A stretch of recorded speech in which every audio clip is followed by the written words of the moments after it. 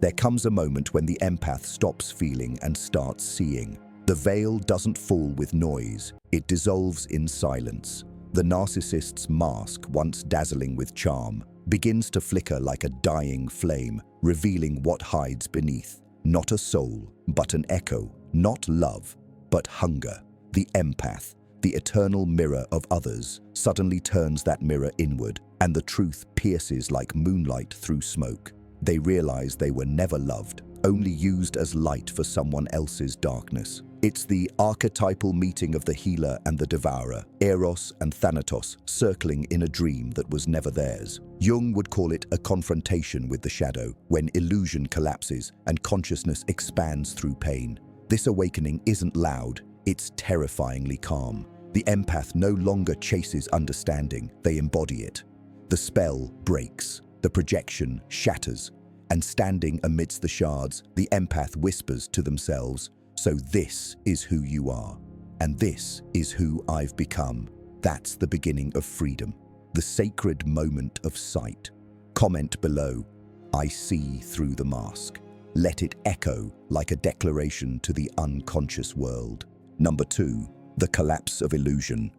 When the empath finally sees the truth, the world tilts. Every smile that once felt like sunlight now flickers with a hidden chill. The words that once dripped with warmth now sound mechanical, rehearsed, hollow. It's not just the narcissist's mask that cracks, it's the entire architecture of illusion that collapses around them. The empath stands in the ruins of what they thought was love, and something ancient stirs within. This is the death of the dream, the fall from Eden, the serpent of awareness slithering through the heart. They realize the love they gave was not received, only absorbed. It was energy consumed by a void that never says thank you. Jung would call this the confrontation with the persona, the false face that both the narcissist and the empath wore to survive. The empath's awakening is not revenge, it's revelation. Their tears become baptismal water, washing away the lies they once called affection. In the silence after collapse, they begin to hear something new, the whisper of their own soul, long neglected, long buried beneath the noise of another's needs. This is where transformation begins, not in fury, but in stillness. Comment below, "I reclaim my energy." Let it rise like a spell of rebirth. Number 3, the shadow mirror. When the empath's eyes finally adjust to the dark, they begin to see something even more unsettling than the narcissist's emptiness. They see themselves reflected in it. Every time they forgave what was unforgivable, every time they called pain love, every time they silenced their intuition in the name of peace, they were feeding their own shadow. Jung taught that what we reject within ourselves does not disappear, it waits. The empath, in their holy mission to heal, had unknowingly become addicted to suffering, mistaking sacrifice for virtue. The narcissist was not just a tormentor, they were a mirror, a grotesque reflection of the empath's unhealed longing to be seen, to be enough. This realization burns. It strips away the illusion of innocence. The empath understands that their light was never meant to save anyone, it was meant to illuminate their own darkness. The narcissist was the alchemical catalyst, the black sun that forced transformation through despair. The empath's compassion begins to harden into discernment. Their softness becomes strength. Their tears become symbols of rebirth. They stop asking, "Why did they do this to me?" and start asking, "Why did I allow it?" The mirror has spoken, and its message is liberation through self-ownership. The empath no longer sees a victim in their reflection. They see a soul resurrecting from its own ashes. This is not bitterness, it's awakening. The narcissist fades into insignificance, for the true battle was never external. It was always within. The empath has entered the underworld of their psyche, and what they bring back will be power beyond measure. The light they once gave away returns tenfold, purified, fierce, sacred.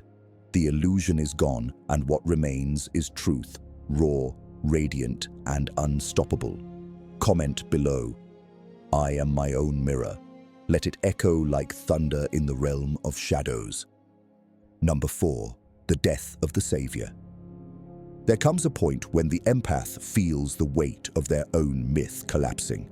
The savior archetype they have carried since childhood, this holy duty to fix, to soothe, to redeem, finally breaks beneath the unbearable truth. No one was asking to be saved. They were asking to be fed. The empath's light was never an offering. It was sustenance for those too hollow to generate their own. This is the death of the savior within, the internal crucifixion of false virtue. Jung would say the self demands balance, and the self will destroy every illusion that keeps it from wholeness. So the empath descends into their underworld, grieving the parts of themselves they thought were goodness, but were really control in disguise. The need to be needed, the fear of being nothing without someone to heal. They see now that love is not rescue, and compassion without boundaries is self-betrayal. The death of the savior is not a tragedy, it is an initiation. What dies is the ego's need to be pure. What rises is the soul's demand to be real. The empath begins to walk differently now, quieter, heavier, more grounded. Their kindness becomes sovereign, not servitude. Their empathy becomes wisdom, not addiction. They learn to let others face their own shadows, even if it means walking away. And when the narcissist returns, sensing the light they once fed upon, they find only a mirror, calm, reflective, untouchable. The empath no longer burns to save, they burn to see. The savior is gone.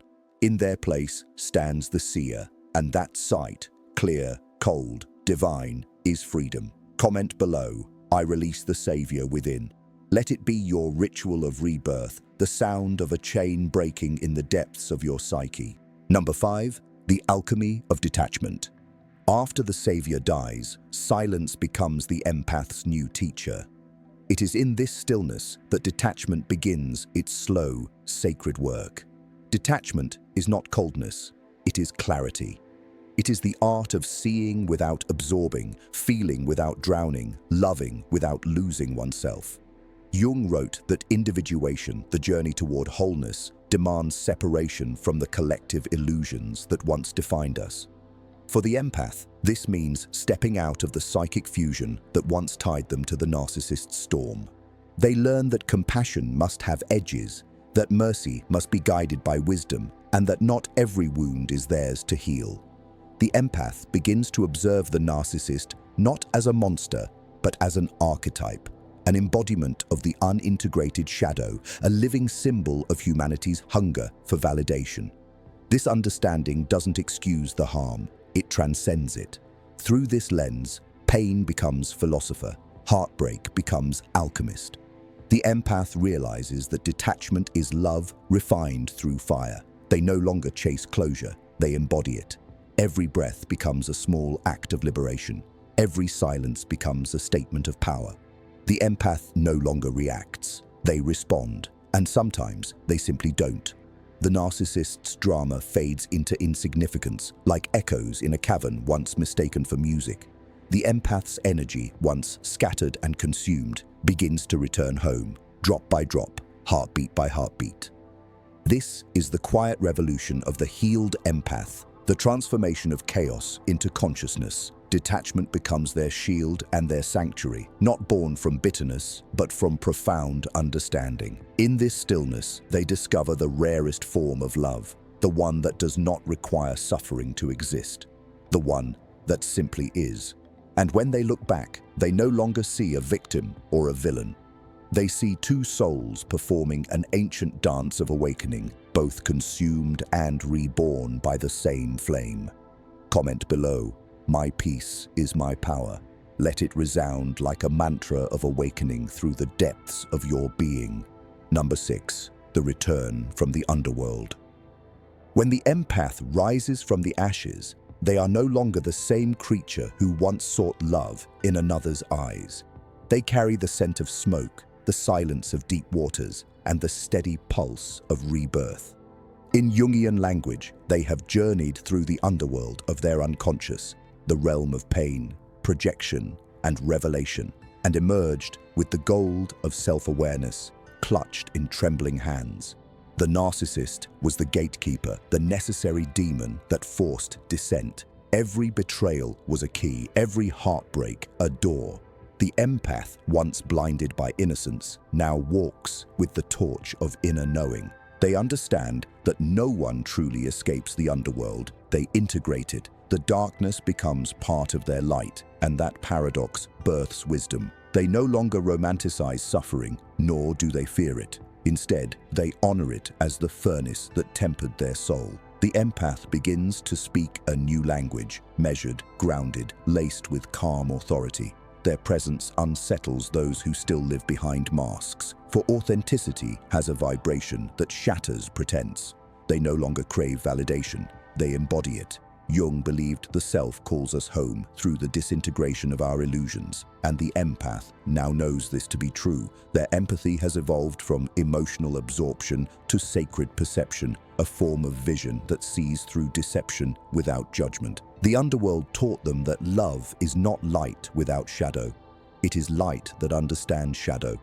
And in this understanding, they find peace. Not the peace of avoidance, but the peace of full awareness. The empath has walked through psychological death and come back carrying something holy, discernment, serenity, and an untouchable sense of inner authority. They no longer chase the story, they become the author, and the page before them is blank, ready for truth, not illusion. The journey through darkness has ended, and now begins the art of living awake. Comment below, I have risen from my underworld. Let it be your seal of transformation, your silent vow to never abandon yourself again. Number 7. The birth of the inner authority. When the empath reclaims their throne within, a new kind of power begins to hum beneath their skin. It is not the power of dominance or control. It is the power of sovereignty, the authority that rises when a soul remembers it was never meant to beg for recognition. Jung wrote that the true self is neither the mask nor the shadow, but the union of both. The empath now embodies this union. Their empathy no longer leaks. It radiates. Their boundaries are no longer walls. They are sacred gates guarded by consciousness. For years, they mistook submission for love, self-erasure for devotion, and silence for peace. Now they know love without respect is captivity. The empath begins to walk as the archetype of the self-king or self-queen, no longer bending toward every wounded voice. They carry compassion like a sword, gentle but sharp enough to cut through manipulation. When the narcissist or any shadow figure appears again, the empath does not flinch. They see the patterns, the projections, the hunger for validation, and they do not feed it. This is not indifference, it is mastery. Jung's process of individuation has brought them here, to the recognition that the soul's task is not to be good, but to be whole. The empath finally understands that wholeness includes strength, discernment, and the willingness to disappoint others to remain true. They realize that to honor the self is to serve the divine order within. Every no they speak is an affirmation of life. Every step away from false connection is a return to sacred alignment. The empath becomes both warrior and sage, calm, fierce, luminous. And this authority does not shout, it emanates. It turns every interaction into a reflection of inner balance. The narcissist's power dissolves, for control cannot survive in the presence of consciousness. The empath's energy no longer flows outward. It moves in spirals, eternal, self-sustaining. This is what it means to be free, to rule your inner kingdom with clarity, courage, and grace. Comment below, I am the authority within my soul. Speak it as a declaration of sovereignty to the universe that listens. Number 8, the sacred wound becomes the gift. In the quiet that follows awakening, the empath begins to touch the deepest layer of the journey, the sacred wound itself. This is the origin of everything. The ancient ache to be seen, to be loved without condition, to be safe in the arms of another. It is the echo of childhood, the whisper of the inner child who once learned that love must be earned through caretaking and surrender. Jung taught that what we call neurosis is often the soul's cry for meaning, And the empath now understands that this wound was never punishment. It was initiation. The narcissist was merely the stage on which the wound could reveal itself in full color, demanding to be healed through awareness, not denial. The empath begins to see that every betrayal mirrored the first heartbreak of existence, the moment they abandoned themselves to be accepted by others. Now, through conscious reflection, they begin to rewrite that primal contract. They hold their younger self in silent compassion and whisper, "You were always enough." This simple truth ripples through every cell like divine medicine. The sacred wound begins to transform, not disappear, but transmute, becoming the source of wisdom, creativity, and intuition. Pain evolves into perception. Vulnerability becomes vision. The empath's sensitivity, once mocked or exploited, now functions as a compass for truth. They no longer absorb emotions to survive, they interpret them to understand. The gift hidden within the wound is empathy purified, no longer tethered to guilt or dependency, but grounded in discernment and power. The empath realizes that their greatest pain was the universe's way of sculpting consciousness into form. Every tear was alchemy, every heartbreak a crucible for awakening. Jung said the gold is in the dark, and here, the empath discovers their own philosopher's stone, self-acceptance. The sacred wound, once a curse, becomes their greatest teacher, guiding them toward authenticity and inner wholeness. They no longer seek to escape their past. They walk with it as an ally. The story that once broke them now breathes wisdom through their art, their words, their silence. The empath no longer asks why they suffered. They understand that suffering was the sacred fire that revealed who they truly are. Comment below. My wound is my wisdom. Let it mark the beginning of your own alchemical transformation. Number 9. The light of integration. When the empath finally stands at the edge of their transformation, they realize the journey was never about escaping darkness. It was about learning to carry light into it. Integration is the final alchemy, the moment when the conscious mind and the shadow embrace as equals. Jung called this the process of individuation, the reconciliation of opposites that births true wholeness. The empath, who once divided their world into villains and victims, now sees that both were fragments of their own psyche, playing out the eternal dance of projection and reflection. The narcissist becomes less of an enemy and more of a mirror that shattered the illusion of purity. Through that breaking, the empath discovered something profound, that real compassion includes accountability, and true forgiveness does not mean returning. It means releasing the need for closure. They understand that light without shadow is blindness, and shadow without light is despair. The two must coexist, just as day needs night to define it. Integration feels like peace, but it is an earned peace, the kind that comes after the fire. The empath begins to perceive life symbolically, not literally. Every person becomes an archetype, every event a dream language of the soul. What once looked like chaos now appears as sacred order, mysterious but meaningful. They see that their empathic gift was never meant to drain them. It was meant to reveal the interconnectedness of all things. Their sensitivity, once a wound, becomes a divine instrument, a way of sensing truth beneath the noise of the world. The empath now moves through life with a quiet radiance, a kind of spiritual gravity that draws authenticity and repels illusion. People feel it before they understand it. It's the calm of someone who has met their own darkness and lived to tell the story. Integration does not erase the past, it redeems it. The empath carries their pain as wisdom, their boundaries as art. They have learned the rhythm of energy, when to give, when to hold, when to walk away. They have become a vessel of awareness where empathy and self-respect coexist as sacred twins. The narcissist, once the destroyer of their innocence, now becomes the midwife of their awakening. There is no hatred left, only understanding.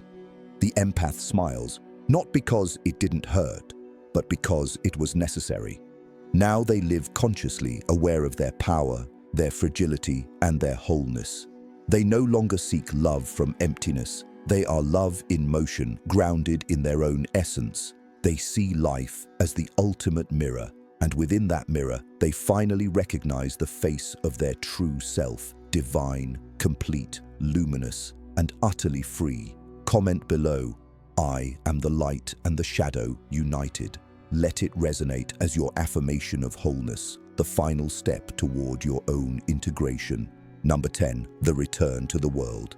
When the empath steps back into the world, they carry the quiet gravity of someone who has seen beneath the skin of illusion.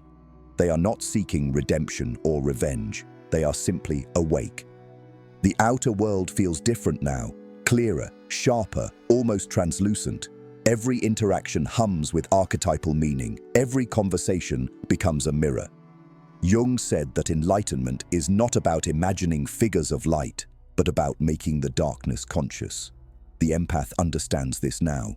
They no longer chase the light. They embody it. They no longer fear the shadow. They integrate it. The world around them hasn't changed, but their vision has. They see manipulation for what it is, unconscious hunger. They see love for what it is, divine reflection. And they see themselves, finally, as whole. The empath moves through life differently now. Their empathy has matured into wisdom. Their silence has become eloquent. They are both observer and participant, healer and warrior, dreamer and realist. Their energy, once scattered across the emotional landscapes of others, has crystallized into focus. They no longer absorb chaos, they transmute it. They have become the alchemist of their own existence, turning pain into perception, heartbreak into holiness. This is not the end of their story, it is the beginning of mastery. The empath's journey through illusion, destruction, and rebirth has forged something eternal within them: self-trust. They understand now that love without consciousness is bondage, and consciousness without love is emptiness. True power is found in the marriage of both. They live in balance, embodying the union of the divine, masculine and feminine, the sun and moon, the light and shadow. The empath walks forward, not to escape the past, but to carry its wisdom into every new dawn. They become a quiet force, an anchor of truth in a world addicted to illusion. The narcissist fades into myth, a teacher in the story of transformation. The empath, now whole, steps into the archetype of the sage, radiant, unbothered, unbroken. Comment below, "I walk as the awakened one." And if this journey spoke to your soul, remember to like, subscribe, and turn on notifications so the next descent into the shadow finds you ready to rise again.